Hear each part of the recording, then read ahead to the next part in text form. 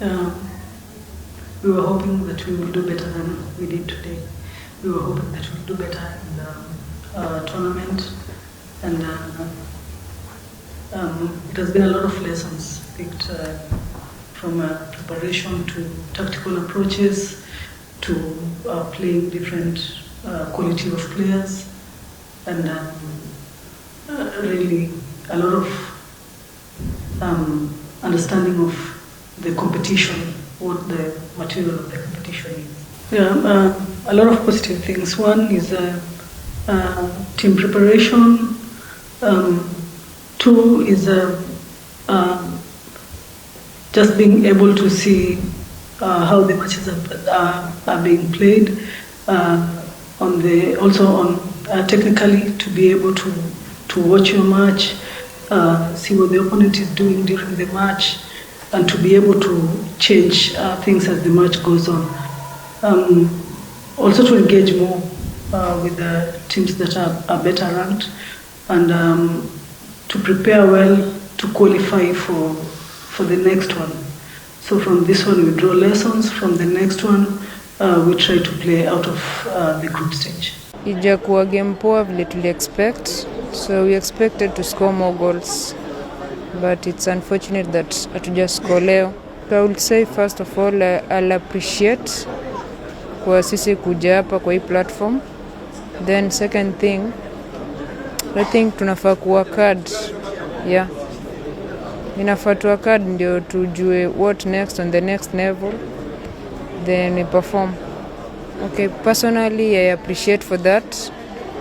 It has been nice being here, but then we learn a lot.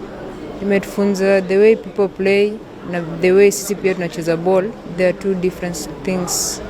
Yeah, I won't say what went wrong, but I'll say it's just unfortunate that tulipata chances more bizo games zote tatu but hatujatumia. So the more tunapata chances, akipata moja wana score. I would say that inafaa tu turudi kwa drawing board, then tujue how to score.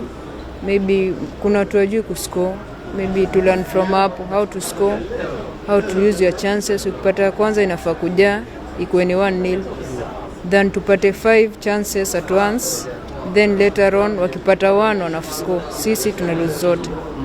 Of course we have to take responsibilities, because hii ndio kitu inafanya chakula ikuje kwa meza.